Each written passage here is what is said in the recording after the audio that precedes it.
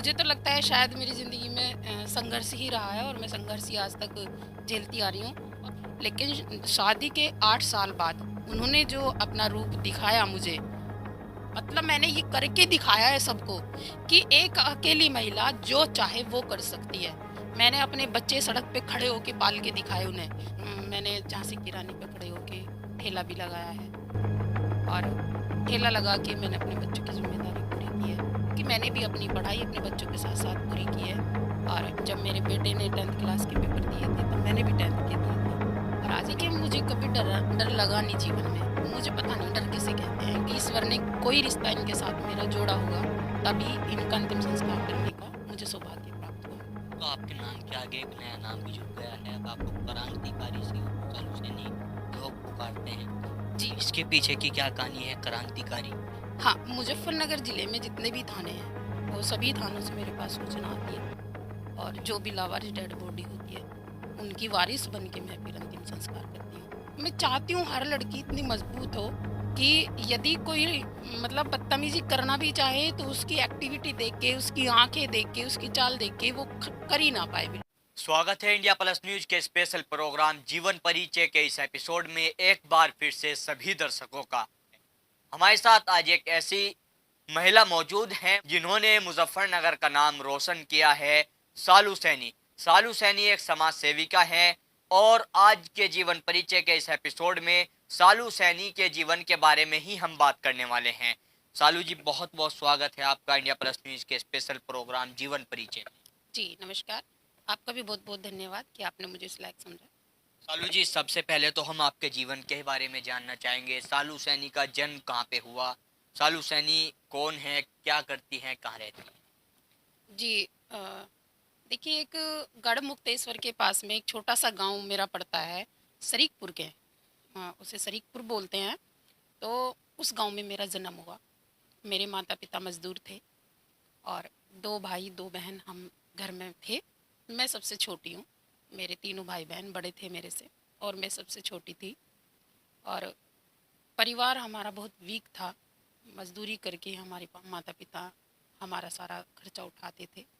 थोड़ी-सी ज़मीन थी नामात्र की, वो बहुत ज़्यादा कोई वैल्यू नहीं करती थी, इसलिए औरों के ही खेती में मज़दूरी करके हमारे परिवार चलते थे। सालू जी, पढ़ाई की अगर आपकी शिक्षा की बात की जाए तो पढ़ाई कहाँ तक की है, कहाँ पे की?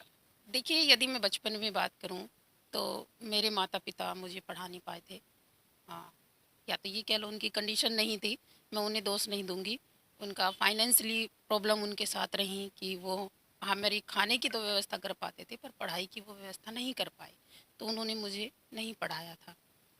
तो लेकिन पढ़ाई की यदि बात करूँ तो अब मैं ग्रेजुएशन कर रही हूँ, मेरी अब की बार फाइनल ग्रेजुएशन।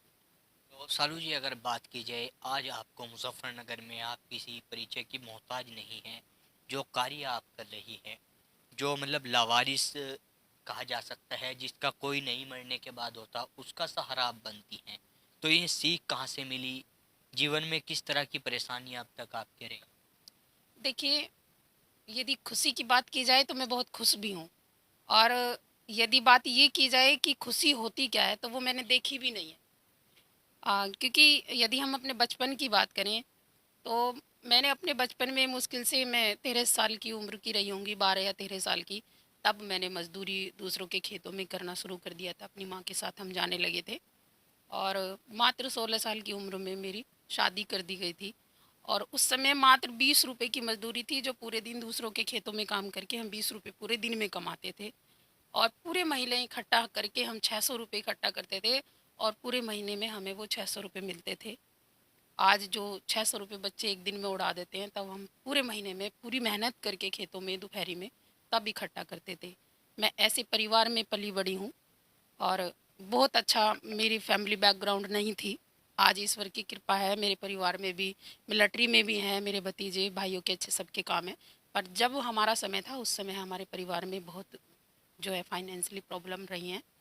और उसके बाद जब मात्र 16 साल की उम्र में जो है मेरी शादी कर दी गई थी यहाँ मुजफ्फरनगर में। और जैसे शादी हुई तो शादी के कुछ समय बाद ही मेरा बेटा हो गया था और जो है 4 साल के करीब में मेरे दोनों बच्चे मतलब हो गए थे, एक बेटा एक बेटी। बहुत साल मतलब समय मेरे और मेरे हस्बैंड के बीच बहुत अच्छे संबंध नहीं रहे, क्योंकि कुछ पर्सनल चीज़ें थी जो हम दोनों नहीं मतलब एक दूसरे को समझ पाए। वो कभी घर में केयर नहीं करते थे या हम लोगों को नहीं समझ पाए, तो बच्चों की कोई ज़िम्मेदारी नहीं उठा पाए, तो उस सब चीज़ों को लेके मैं बहुत इरिटेट होने लगी थी। फिर उसके बाद मैंने जो मेरे पास अपना गुण था, मैंने सिलाई सीखी हुई थी, तो मैंने घर में ही सिलाई करना शुरू किया, जवे तोड़ना शुरू किया।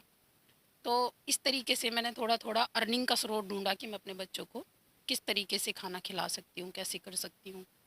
तो ऐसे में थोड़ा थोड़ा अपने बच्चों के लिए करने लगी। तो ज़्यादा दिन हमारी चल नहीं पाई और मेरे हस्बैंड के बीच में मतलब अलग हम हो गए।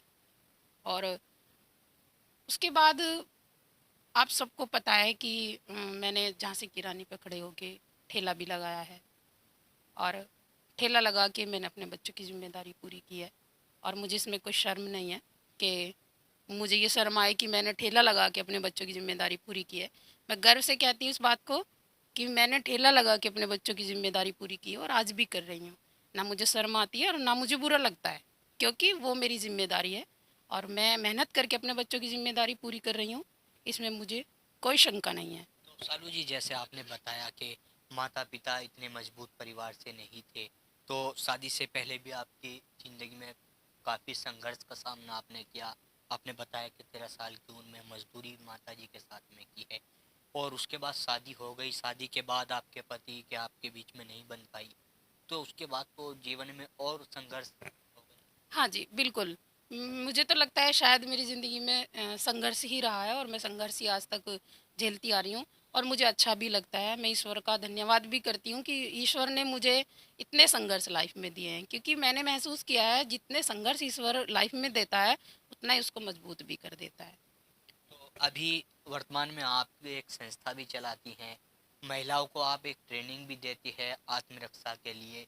तो ये तमाम चीज़ें शादी के बाद ही आपके माइंड में आई, या उससे पहले इस तरह की? नहीं, देखो जैसे मेरे साथ हुआ, जैसे मैंने खुद को फेस किया, अपने संघर्ष को मैंने सहन किया, फिर मैंने सोचा कि मुझे कुछ ऐसा करना चाहिए कि जिस तरीके से मैंने संघर्ष किया है, मैंने अपने आप को बहुत ज़्यादा परेशान महसूस किया है, ऐसी और महिलाएं ना हों।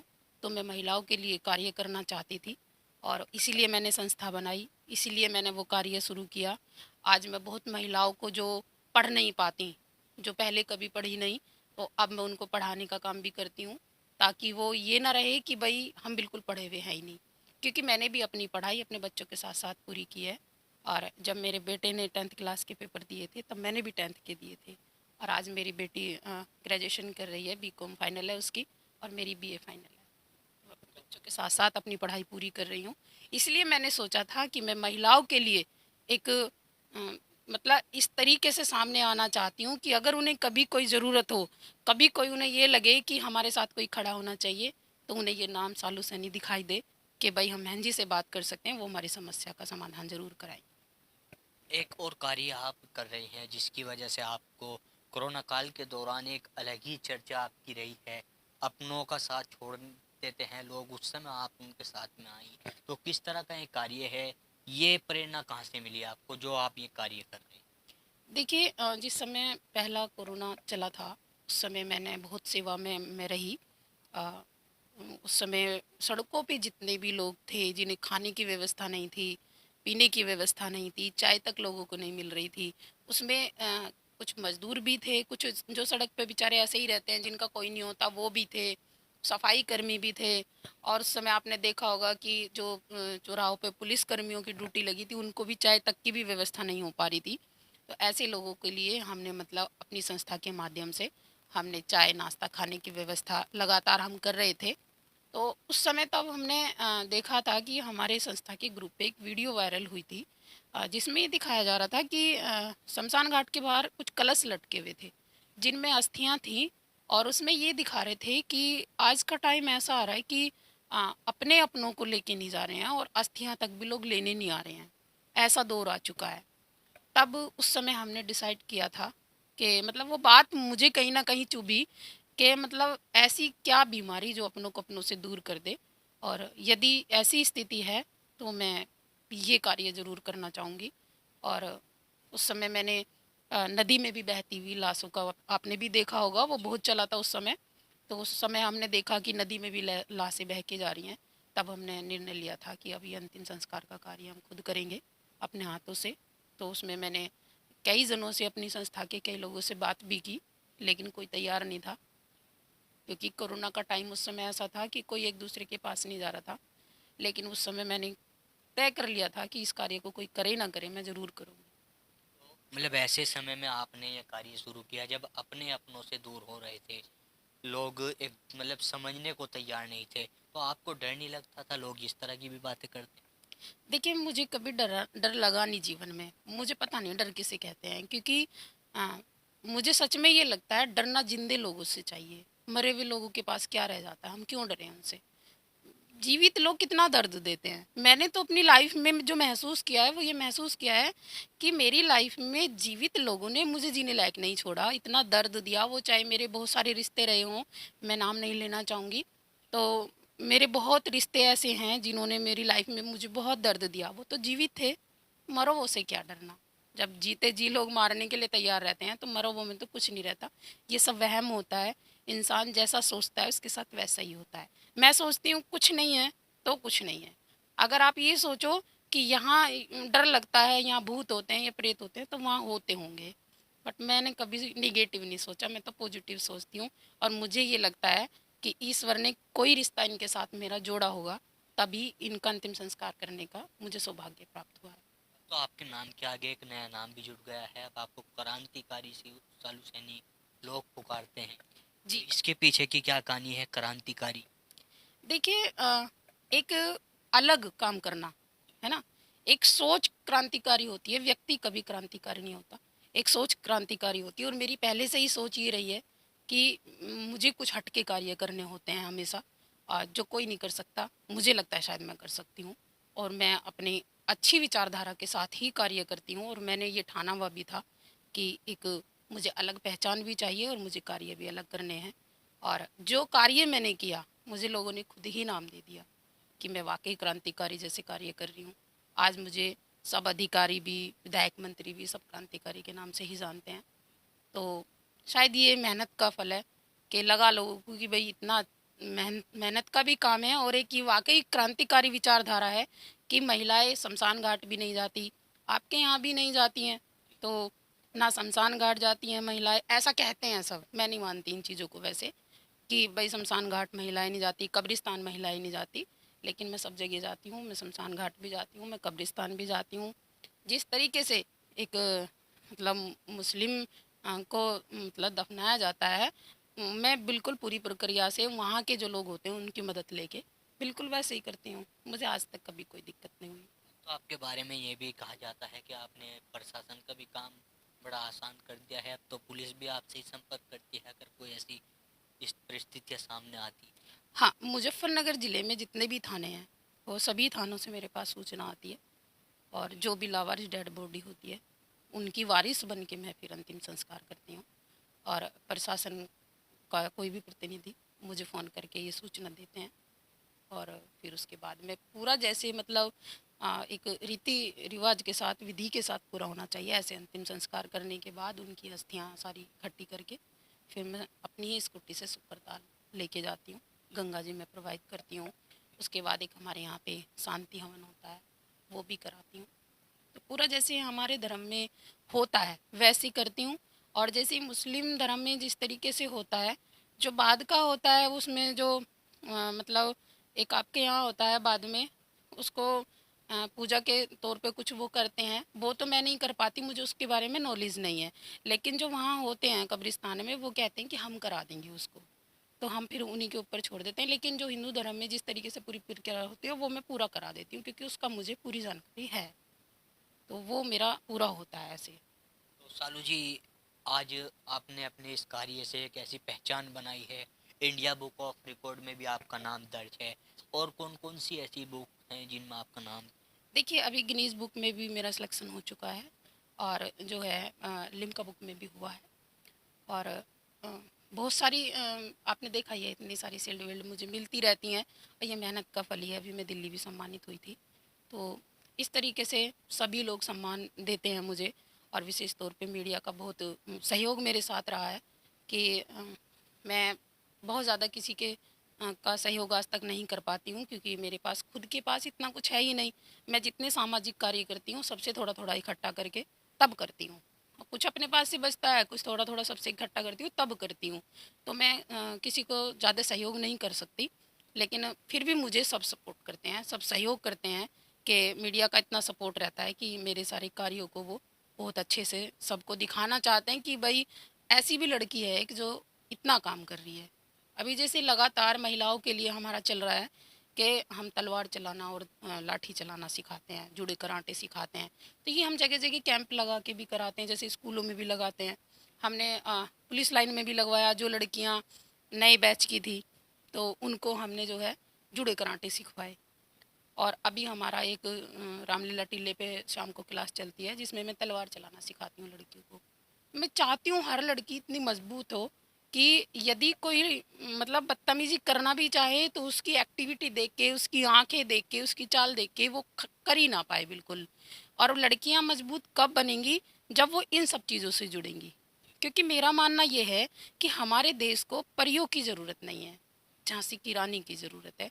और हर लड़की को झांसी की रानी ही बनना पड़ेगा। आज का समय ऐसा आ चुका है। सालू जी, जैसे आप महिलाओं को भी ट्रेनिंग देती हैं आत्मरक्षा के लिए, तो अगर महिलाओं की संख्या की पहले हम बात की जाए तो कितनी महिलाएं अब तक ऐसी होंगी जिन्हें आप पूरी तरह से तैयार कर चुके हैं? जी, अब तक हज़ारों महिलाओं को हम इस तरीके की ट्रेनिंग दे चुके हैं और उन्हें अच्छे से तैयार कर चुके हैं। और भी हम आगे, हमारा ये मिशन जारी है। हमारी लगातार कैंप चल रहे हैं इसी तरीके के, जिसमें हम लगातार ट्रेनिंग दे रहे हैं और आगे भी चलते रहेंगे। और अगर बात की जाए जो आप कार्य कर रही हैं, मरने के बाद जो लावारिस होते हैं जिनका कोई नहीं होता, उनके आप जाते हैं, उनके जो अंतिम संस्कार और जो मुस्लिम रीति रिवाज से जो दफनाने की प्रक्रिया होती है, संख्या की अगर बात की जाए तो कितनी संख्या में अब तक आप इस तरह के कार्य कर चुके हैं, कितने लोगों का सहारा बन चुके देखिए, अगर हम इस तरीके की बात करें, करीब-करीब संख्या एकदम गिन के तो मैं नहीं बता सकती, पर हाँ, हज़ारों अंतिम संस्कार अब तक मैं कर चुकी हूँ। क्योंकि उसमें कुछ जो है मेरे पास थानों से आते हैं, कुछ अस्पताल से आते हैं, कुछ नीडी परिवार भी होते हैं जिनके पास अंतिम संस्कार करने के पैसे नहीं होते या उनके परिवार में कोई नहीं होता, तो आस-पड़ोसी भी मुझे कोई सूचना कर देते हैं। तो इस तरीके से अब तक मैं हज़ारों परिवारों को मतलब इस तरीके से अंतिम संस्कार उनकी वारिस बन के कर चुकी हूँ।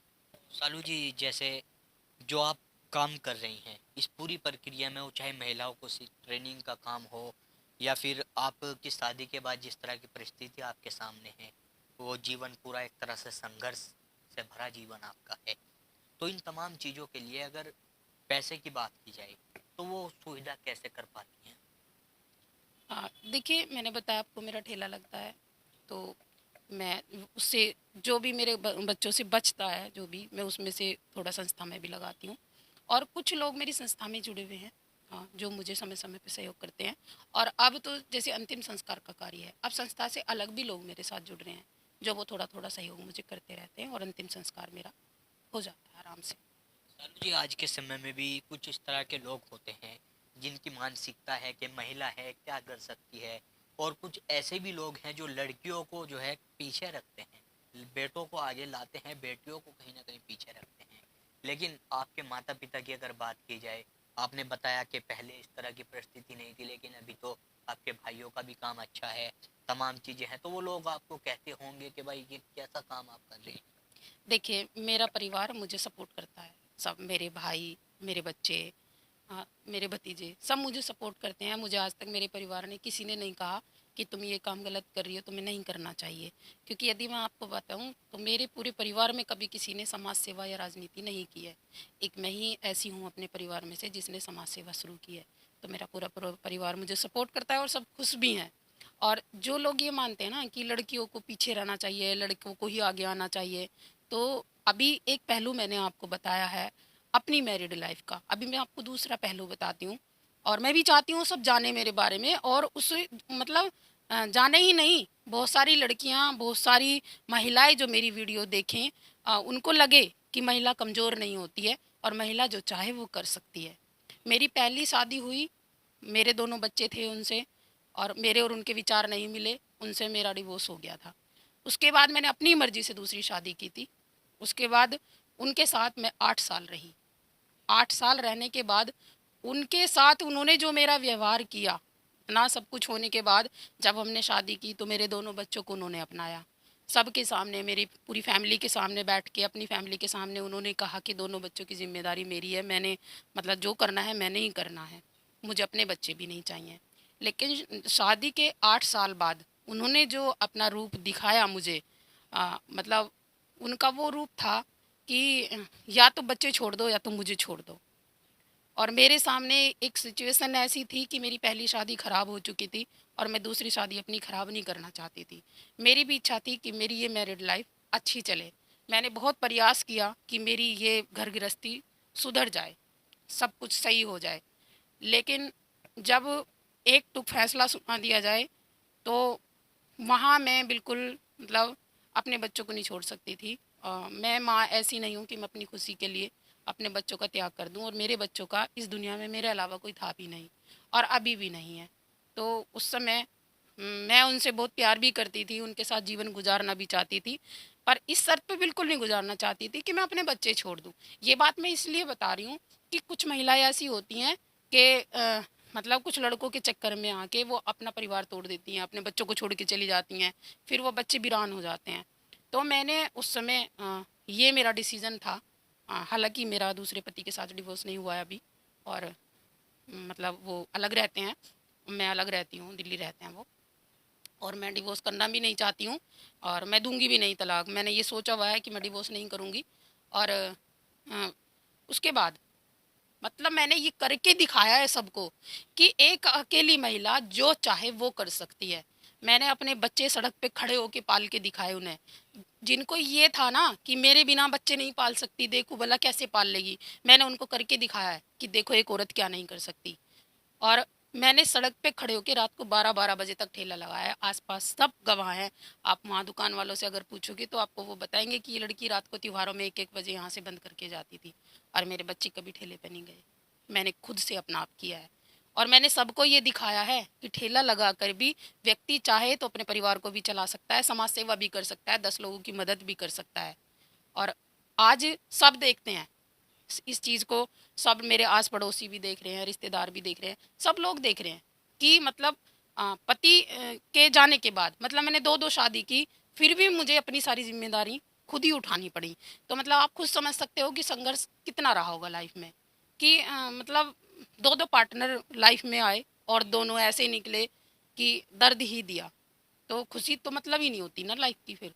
लेकिन मैंने फिर भी सबको मतलब महिलाओं को मैं सीख देना चाहती हूँ ये, कि जो महिलाएं गलत रास्ते पे निकल जाती हैं कभी कभी संघर्ष के कारण, पति ने छोड़ दिया तो अब घर में बच्चे कैसे पालें, या फिर किसी के साथ दोस्ती हो गई तो बच्चे छोड़ के चली गई, ऐसा बिल्कुल ना करें। क्योंकि महिला चाहे तो कहीं भी खड़े होकर अपने बच्चे पाल सकती है, वो मजदूरी कर सकती है, मेहनत कर सकती है, ठेला लगा सकती है, सब्जी का ठेला लगा सकती है, बहुत सारे काम हैं जो अगर वो खुद से कोई मतलब अपनी आत्मनिर्भर के लिए उसके पास कोई अपना ज्ञान नहीं है, तो कहीं भी खड़े होके वो अगर सब्जी भी लेके खड़ी हो जाएगी तो वो तब भी अपने बच्चे पाल लेगी। पर गलत रास्ते पे जाना बिल्कुल बेवकूफ़ी है। इस दुनिया में कोई किसी का नहीं होता। जिसके साथ माता पिता शादी करके भेजते हैं, जब वही अपना नहीं हुआ तो इस दुनिया में और कौन किसी का होगा? कोई नहीं हो सकता किसी का भी। जी, बहुत शादी के बाद की बहुत भावुक आपकी कहानी है। तो आज आपका इंटरव्यू आपके पति भी देख रहे हैं, जिन्होंने आपके बच्चों के बारे में भी नहीं सोचा, और जो अभी आप बता रहे हैं कि वो दिल्ली में रहते हैं, उनके लिए कोई मैसेज आप हमारे माध्यम से देना चाहो कि किस तरह से आज आप देखिए, वैसे तो वो देख रहे होंगे मुझे भी कि जब से वो साथ छोड़ के गए हैं, मैं टूटी कभी नहीं हूँ और मैं टूटूँगी भी नहीं। उन्हें लगता था कि शायद मैं टूट जाऊँगी, लेकिन मेरा प्यार इतना कमज़ोर नहीं है कि मैं टूट के बिखर जाऊँ। और आने वाले टाइम में भी वो देखेंगे कि मैं एक मजबूत स्तंभ हूँ, जो इतिहास में नाम लिखा जाएगा, और मैं टूट के बिखरने वाली हूँ नहीं। और मैं इंतज़ार तो नहीं कह सकती कि मैं उनका इंतज़ार कर रही हूँ और इंतज़ार करूँगी, बिल्कुल नहीं करूँगी। लेकिन हाँ, एक वक़्त आएगा जब मैं आमने-सामने खड़े होके उनसे ये ज़रूर पूछूँगी कि आपने मेरे साथ ऐसा किया क्यों? क्योंकि जब से हम अलग हुए हैं, मुझे इस चीज़ का अफ़सोस है कि मतलब एक बार भी मुझे सामने से बैठ के ये पूछने का मौका नहीं मिला कि आपने मेरे साथ इतना दगा किया क्यों? तो कभी अगर वक़्त आया, तो मैं सामने से बैठ के ये ज़रूर पूछना चाहूँगी कि आपने मेरे साथ ऐसा किया क्यों? बाकी मैं टूट के बिखरने वालों में से नहीं हूँ, ना बिखरूँगी। उसके बाद बहुत कुछ ईश्वर ने मुझे दिया है। एक चीज़ छीनी है तो ईश्वर ने बहुत कुछ दिया भी है, इतना मान सम्मान दिया है, बहुत अच्छा सब कुछ चल रहा है, सब कुछ ठीक है। और मैं प्रार्थना करूँगी ईश्वर से कि सब कुछ ठीक चलता रहे। लेकिन कुछ लोगों को मैं ये संदेश देना चाहूँगी कि किसी के तोड़ने से कोई नहीं टूटता। ईश्वर का अगर हाथ हो तो सब चीज़ें सही चलती हैं। बस हाँ, थोड़ा मन ज़रूर परेशान होता है कि हमने जिनके साथ इतना अच्छा किया, उन लोगों ने हमारे साथ गलत किया। पर मुझे लगता है कि ईश्वर सबको देखता है, वो देख रहा है। सालू जी, जिस तरह का आप कार्य कर रही हैं, लगातार आप चर्चाओं में बनी रहती हैं और बहुत भावुक और संघर्ष भरी आपके जीवन की कहानी है। तो सरकार से कुछ आप हमारे माध्यम से मांग करना चाहो कि वो किस तरह से आपको सपोर्ट कर सके, किस तरह की आपकी चीज़ें कोई ऐसी हों जो सरकार के सहयोग से पूरी हो सकती हों? देखिए, जैसे हम महिलाओं को आत्मनिर्भर बनाने की बात करते हैं, महिलाओं को आत्मरक्षा के गुण सिखाने की बात करते हैं, इन सब चीज़ों में फाइनेंशियली बहुत ज़्यादा चीज़ों की ज़रूरत पड़ती है हमें। तो अभी जैसे आपने हमसे पूछा कि भई आप खर्चा कैसे करते हैं संस्था का? तो हमारे पास खर्चे के लिए इतना बड़ा स्रोत अभी नहीं है, क्योंकि आपको भी पता है कि दानदाता बहुत कम हुए हैं। बहुत मुश्किल से कहीं से आता है। तो मैं तो सरकार से अगर हमारी बात सरकार तक जाए तो मैं तो ये कहना चाहूँगी कि हमारी संस्था साक्षी वेलफेयर ट्रस्ट बहुत अच्छे-अच्छे कार्य ऐसे कर रही है। एक मतलब महिलाओं को आत्मरक्षा के गुण सिखाना, महिलाओं को आत्मनिर्भर बनाना, ये बहुत बड़ा कार्य है महिलाओं के लिए आज के समय में, और ख़ास तौर से योगी जी के समय में। और जैसे हमारा ये अंतिम संस्कार का कार्य भी है। अगर आप अंतिम संस्कार की बात करें तो एक अंतिम संस्कार में 5,000 का खर्चा आता है। और मेरे पास कभी-कभी 3-3 अंतिम संस्कार एक साथ होते हैं कि मैं तीनों एक साथ करती हूँ। तो इन सब चीज़ों में बहुत खर्चा होता है। तो मैं तो एक सरकार के अलावा और जो दानवीर लोग हैं, जो सक्षम हैं, उन सब से भी मैं एक निवेदन करना चाहूँगी कि इन समाज सेव जो हमारे समाज सेवा के कार्य ये चलते हैं, अब वो अगर वो चाहें तो इन हमारे इन सेवाओं में अपनी सहयोगिता निभा सकते हैं। कुछ लोग तन से सेवा करते हैं, कुछ मन से करते हैं, कुछ धन से करते हैं। जो लोग तन से नहीं आ सकते, वो मन से आएँ, जो मन से नहीं आ सकते, वो धन से आएँ। और मैं सभी से निवेदन करना चाहूँगी कि वो हमारे इन कार्यों में ज़रूर सहयोग करें। और एक जैसे ये हम अंतिम संस्कार का कार्य करते हैं, अंतिम संस्कार का कार्य एक इतना बड़ा पुण्य का कार्य है, क्योंकि ये अंतिम वक्त में सब खत्म कर देता है, अपनों से दूर कर देता है। चाहे कोई कितना बड़ा करोड़पति हो, सब यहीं धन दौलत सब छोड़ के चला जाता है। तो इस कार्य में हमारा सहयोग ज़रूर करें। हमारा एक सहयोग नंबर है जो फ़ोनपे, गूगल पे, पेटीएम है, 8273189764। इस नंबर पे हमें सहयोग कर सकते हैं और वो हमारी इस सेवा के भागीदारी बन सकते हैं। सालू जी, ये तो आपके जीवन की संघर्ष की कहानी हो गई और बहुत भावुक और दर्द भरी कहानी है। लेकिन जीवन में कोई ऐसा पल आया हो जो यादगार बनकर रह गया हो?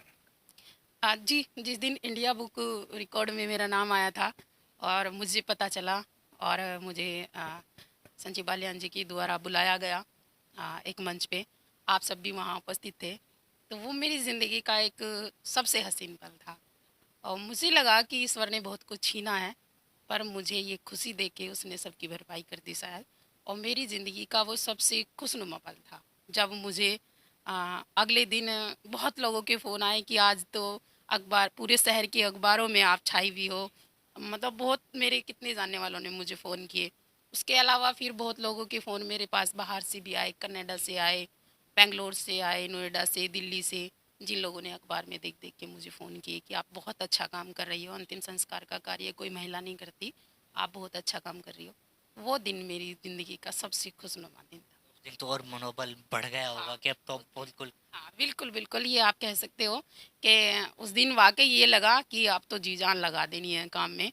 क्योंकि देखिए, अगर आप ये चाहो कि सब चीज़ आपको मिल जाए, सारी दुनिया की खुशियाँ आपको मिल जाए, तो ऐसा पॉसिबल नहीं है। ईश्वर वो देता है जो हमारे लिए अच्छा होता है। वो नहीं देता जो हमें चाहिए होता है, वो देता है जो हमारे लिए अच्छा है। और जो ईश्वर ने मेरे से लिया है, शायद वो मेरे लिए अच्छा नहीं था।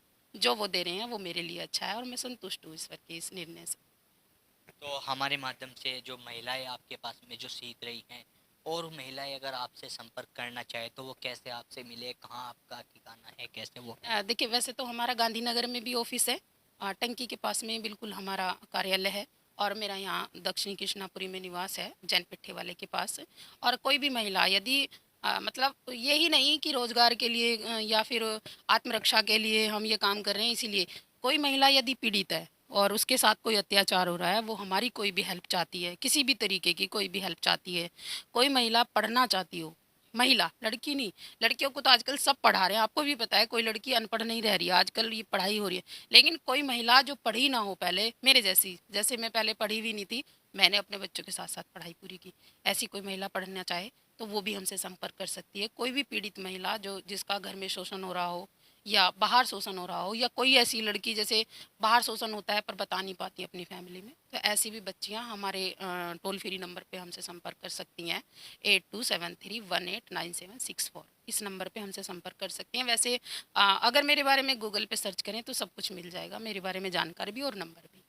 सालू जी, जिस तरह का आपका काम है और जो जीवन की आपकी ये आज जो कहानी है, तो इसको देखने के बाद लोगों की जो है मतलब कमेंट्स भी आती हैं, तो अभी जो आप कार्य कर रहे हैं वो उसको लेकर किस तरह की प्रतिक्रियाएं आपके सामने आती हैं?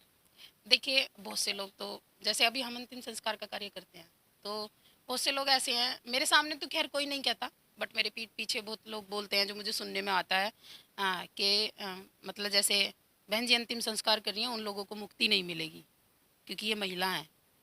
तो मैं उन लोगों को एक बात कहना चाहती हूँ कि ये तो हमें भी नहीं पता कि हमें मुक्ति मिलेगी या नहीं मिलेगी, क्योंकि मुक्ति तो कर्म के हिसाब से मिलती है। किसके कर्म कैसे हैं ये कैसे पता होगा? कि अब मुझे तो नहीं पता है ना, जिनके अंतिम संस्कार में कर रही हूँ उनके कर्म कैसे रहे होंगे। मैं तो उनकी वारिस बन के उनका अंतिम संस्कार इसलिए कर रही हूँ क्योंकि प्रभु की दी हुई जिम्मेदारी मैं निभा रही हूँ। और दूसरी बात ये कि उनको कूड़े के ढेर पे ना जाके या ऐसे ही उनको जला दिया जाता है, ऐसे ही फेंक दिया जाए, तो उनका एक विधि विधान से अंतिम संस्कार हो जाए और उनको एक वारिस मिल जाए। मेरा ये उद्देश्य है अंतिम संस्कार करने का। ना तो नाम कमाने का कोई उद्देश्य है और ना किसी की मतलब धार्मिक किसी को भी मतलब आहत करने का कोई भी मेरा उद्देश्य है। और मुझे प्रभु ने इस कार्य के लिए चुना है, मैं इसलिए ये काम कर रही हूँ, ना कि मेरी कोई सोची समझी साजिश तो ये है नहीं। जैसे वक्त ने मुझे चुना कि इस कार्य को करना है, वैसे मैंने शुरू कर दिया। और आपको भी पता है, जब ईश्वर चाहे तभी इंसान काम कर सकता है, और आज ईश्वर चाहता है कि मैं इस काम को लगातार करूं, तभी मेरे पास 3-3 अंतिम संस्कार एक एक साथ आ जाते हैं। और शमशान घाट में लोग खड़े होके देखते हैं कि ये लड़की 3-3 अंतिम संस्कार एक साथ कर रही है, कौन है, इसके अपने हैं क्या ये? फिर पूछते हैं एक दूसरे से कि भाई ये लड़की कौन है, क्या है। हैं तो मुझे तो ये लगता है कि मैं ईश्वर की दी हुई जिम्मेदारी पूरी कर रही हूँ।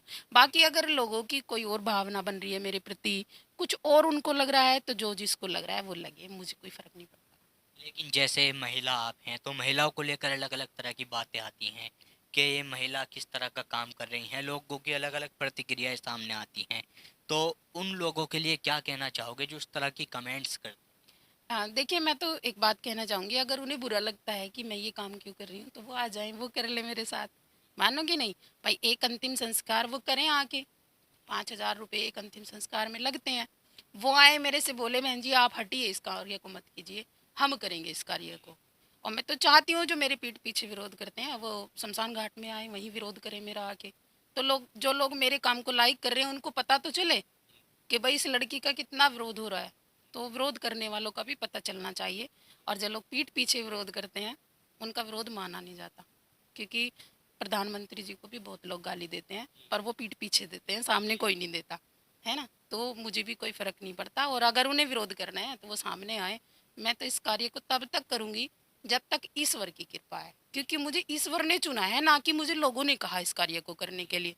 ये सेवा मेरी ऐसी है कि खुद की भावना प्रकट हुई, और आपको भी पता है भावनाएं तब प्रकट होती हैं जब ईश्वर चाहे। मुझे ईश्वर ने चुना है कि मैं ये लावारिसों की वारिस बन के अंतिम संस्कार करती रहूं। तो जब तक ईश्वर की मर्जी होगी मैं करती रहूंगी, जिस दिन ईश्वर ने चाहा कि अब बस, तो बस हो जाएगा। सालू जी, जैसे अच्छा काम जब हम करते हैं ना, तो अलग अलग लोगों की प्रतिक्रियाएं आती हैं। कुछ लोग, अभी आपने कहा कि मुझे चर्चाओं में आना, तो इस तरह की भी प्रतिक्रियाएं लोगों की हैं कि जी ये तो पब्लिसिटी के लिए काम हो रहा है, चर्चाओं में रोजाना न्यूज़पेपरों में आने के लिए इस तरह का काम ये कर रहे हैं, इनको मजा आने लगा है अब चर्चाओं में आने के। अच्छा, एक बात बताइए, चलो अब तो ये कह सकते हो आप कि हम चर्चाओं में आना चाह रहे हैं, चाहते हैं कि अखबारों की न्यूज़ बने हम, हैं ऐसा, मतलब जो लोगों के कमेंट्स हैं उस बात पे कह रही हूँ। आप एक बात बताइए, जब कोरोना काल चल रहा था, जब कौन अपनी जान जोखिम पे डाल के चर्चाओं में आना चाह रहा था? आप आना चाह रहा था क्या कोई? तब तो लोग अपनी जान बचा रहे थे, है ना। जब कोरोना टाइम में एक मेरे पास फ़ोन आया, एक सरदार जी थे, मैं गांधी कॉलोनी से जो है उनकी मतलब वे महिला थी, उनके लिए मेरे पास किसी का फ़ोन आया और उन्होंने कहा ऐसे ऐसे गांधी कॉलोनी में एक महिला कोरोना से एक्सपायर हो गई हैं और बहन जी उनका अंतिम संस्कार होना है। मैंने उनको कहा आप शमशान घाट ले आइए, मैं कर दूंगी। उन्होंने कहा कि नहीं, कोई लाने वाला नहीं है, आप आ जाइए यहीं पे।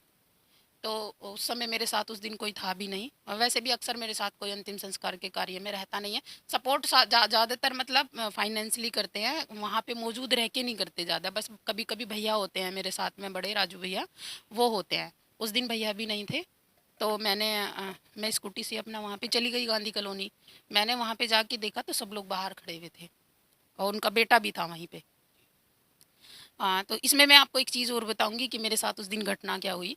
तो उनका बेटा भी बाहर खड़ा हुआ था। तो मैंने वहाँ जाके जिन्होंने फ़ोन किया, मैंने उनसे बात की। उन्होंने कहा बहन जी आप देख लीजिए, डेड बॉडी अंदर पड़ी है। मैं गई तो उस समय हम जैसे अंतिम संस्कार कर रहे थे, तो हमें पता चल रहा था कोरोना की डेड बॉडी किस तरीके की हो रही है। मैंने जाके देखा, फिर उसके बाद मैं बाहर आ गई। उसके बाद मैंने जो है आ, अस्पताल फ़ोन किया सीएमओ को। मैंने कहा भैया मुझे, अच्छा वो मुझे बहुत मानते हैं फौजदार जी, क्योंकि उन्होंने भी मुझे देखा है काम करते हुए कि मैंने अपनी जान जोखिम में डाल के कैसे काम किया। तो उस दिन मेरे पास पीपी किट नहीं थी, क्योंकि एक पीपी किट 900 रुपये की आ रही थी और लॉकडाउन चल रहा था, मेरा ठेला बंद था। मेरे पास इतने पैसे भी नहीं थे कि मैं पीपी किट खरीद सकूं। और थोड़ा सा मतलब भाई अंतिम संस्कार का सामान भी जाता था, तो मेरे पास उतना बजट नहीं हो पा रहा था। उस समय मुझे कोई सपोर्ट भी नहीं कर रहा था, सहयोग नहीं कर रहा था, किसी ने मुझे उस समय 1 रुपये का सहयोग नहीं किया। तो मैंने फिर जो है वहाँ खड़े होकर सीएमओ को फ़ोन किया। मैंने कहा भैया ऐसे ऐसे एक डेड बॉडी है, आप एम्बुलेंस भेज दीजिए और आप 2 जने भेज भी देना जो डेड बॉडी को सील करा के और शमशान घाट तक पहुँचवा दें। तो वहाँ भी बहुत सारी प्रक्रिया थी, कभी उसे फ़ोन करो, वहाँ लिखवाओ, वहाँ फ़ोन करो। 1 घंटे बाद जो है वहाँ से हाँ डेड बॉडी आई, मतलब एम्बुलेंस आई। तो मैंने जैसे पीपी किट के लिए उनको बोला, मैंने कहा भैया एक पीपी किट आप एक्स्ट्रा भेज देना, मेरे पास पीपी किट नहीं है और अगर मुझे कोरोना हुआ तो वो आप देख लेना फिर, क्योंकि मैं खरीद नहीं सकती पीपी किट, मेरे पास पैसे भी नहीं है। उन्होंने कहा कोई बात नहीं बहन जी, मैं भिजवा रहा हूँ। तो उन्होंने ही एक एक्स्ट्रा जब आए वो भैया, तो पीपी किट लेके आए। तो जो वो बाहर खड़े हुए थे जिन्होंने मुझे बुलाया था वहाँ फ़ोन करके, तो उन्होंने मेरे से कहा कि बहन जी इनके माता जी की कानों में ऐसे सोने के कुंडल पड़े हैं और आप इनको निकलवा लेना सीज करने से पहले, और ये जो है आपकी संस्था के काम आ जाएंगे या किसी अंतिम संस्कार में काम आ जाएंगे। तो मैंने कहा नहीं भैया मैं कुछ लेती नहीं हूँ, ये मेरी सेवा है और मैं इस सेवा को दिल से कर रही हूँ, मैं किसी से कुछ नहीं लेती, आप निकलवा लो उन्हें। तो सब लोग हम बाहर ही खड़े थे तब तक, तो उन्होंने कहा कि नहीं नहीं आप निकलवा लेना। तो जैसे हम बाहर खड़े हुए वेट कर रहे थे, बात कर रहे थे, तो इतनी देर में उनका लड़का अंदर गया और उनके लड़के ने वो कानों के निकाले और अलमारी में रख दिए। उसके बाद फिर जैसे हम ये आ गई, एम्बुलेंस आ गई, तो हम डेड बॉडी सीज करने अंदर गए। जब हम अंदर गए तो उन्होंने डेड बॉडी, जैसे मैंने कहा भैया इनके कानों से निकाल लेना, देखे तो उनके कानों में नहीं थे। हम डेड बॉडी छोड़ के बाहर आ गए। मैंने कहा भाई पहले ये बताओ कानों के किसने निकाले। अब वहाँ कोई बोले ना किसने निकाले। अच्छा मुझे अपनी बहुत ये चिंता रहती है कि कोई मेरे पे ब्लेम ना लगाए, क्योंकि मैं इस कार्य को ना, मतलब अगर मेरे पास 10 रुपये इकट्ठे होते हैं तो मैं 20 रुपये अपने पास से लगाती हूँ, तब मैं इस ऐसी परिस्थिति में ईमानदारी की बात उसमें आती है। आती है। तो फिर मुझे बहुत फील हुआ, हम मैंने कहा आप डेड बॉडी छोड़ो पहले बाहर चलो सब। हम बाहर आ गए। मैंने कहा भाई पहले तो ये बताओ कानों के किसने निकाले। फिर मैं बहुत सख्त होके बोली, मैंने कहा मैं पता लगा लूँगी किसने निकाले, बता दो आप। तो फिर वो लड़का जो है बोल पड़ा एकदम कि वो मैंने निकाले हैं। तो आप देखिए जब उन्होंने कानों के निकाले तब कोरोना नहीं था उनकी माँ को। डेड बॉडी को आप मतलब अगर आप उनका अंतिम संस्कार कर देते तो कोरोना था। आप अंतिम संस्कार करने के लिए मुझे बुला रहे हो हैं, और कानों के आप अपने हाथ से बिना मतलब हाथों में कुछ पहने हुए आपने डेड बॉडी से कानों के निकाल लिए, तो उनको कोरोना नहीं हुआ। उस समय कोरोना नहीं था।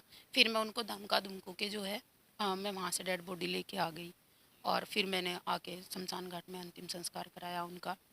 तो उसके बाद बल्कि इस बात को मैंने बहुत इशू बना दिया था। मैं गुरुद्वारे में भी गई, गांधी कॉलोनी वाले गुरुद्वारे में भी गई, वहाँ भी मैं बता के आई कि इस तरीके से मुझे बदनाम कर दिया जाएगा ऐसे। तो मैं ये बताना चाह रही हूँ कि अगर मतलब मैं चर्चाओं में आना चाहती तो अपनी जान जोखिम में तो बिल्कुल नहीं डालूँ थी।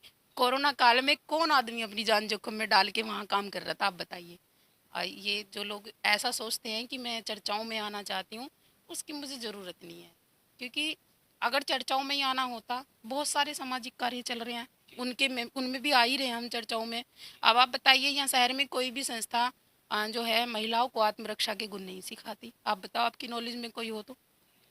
अभी तक नहीं है। मैं ही सिखवाती हूँ, तो मैं चर्चाओं में उसमें भी रहती हूँ। इतनी महिलाओं को मैंने आत्मरक्षा के गुण सिखाए हैं, इतनी महिलाओं को मैंने अपने जो है आत्मनिर्भरता के लिए तैयार किया है। अभी आपने देखा, इतना ज़बरदस्त प्रोग्राम हुआ जिसमें संजीव बालियान जी ने हमारी संस्था को 5 लाख रुपए का सहयोग भी किया।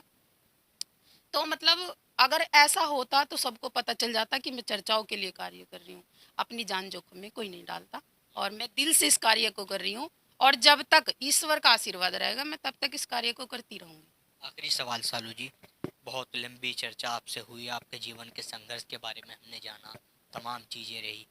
आखिरी सवाल ये है कि क्या मैसेज देना चाहोगे आप अपने इस कार्य को लेकर?